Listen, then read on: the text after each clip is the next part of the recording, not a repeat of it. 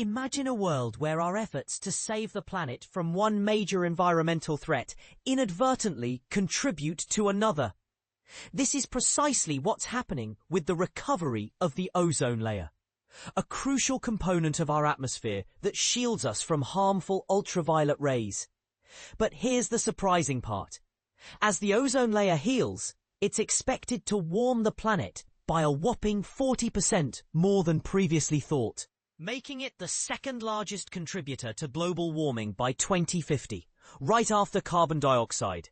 Researchers from the University of Reading in the UK have made this startling discovery, emphasizing the need to account for ozone layer recovery in climate policymaking.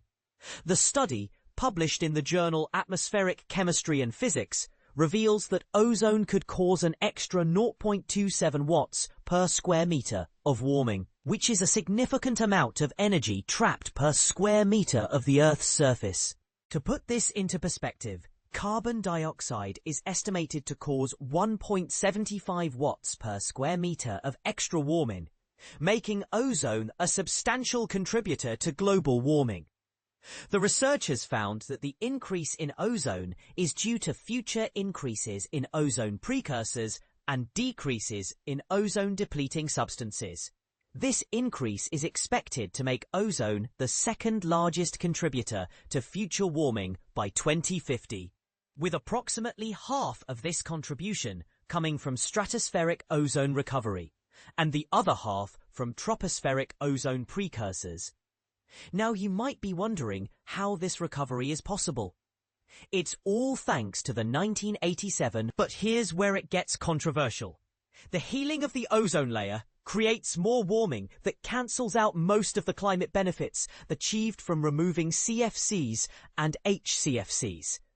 This means that the climate gains accrued from these efforts are fewer than previously estimated. The researchers suggest that addressing air pollution can limit ozone formation close to the ground, but a continued recovery of the ozone layer will create an unavoidable warming. So, what does this mean for climate policymaking? The team recommends an update of climate policies to account for ozone's larger warming effect. This raises important questions. Should we prioritize the recovery of the ozone layer over mitigating climate change? Can we find a balance between the two? And this is the part most people miss: the intricate relationship between different environmental factors and how they impact each other. As we move forward, it's essential to consider the potential consequences of our actions and strive for a more holistic approach to environmental conservation.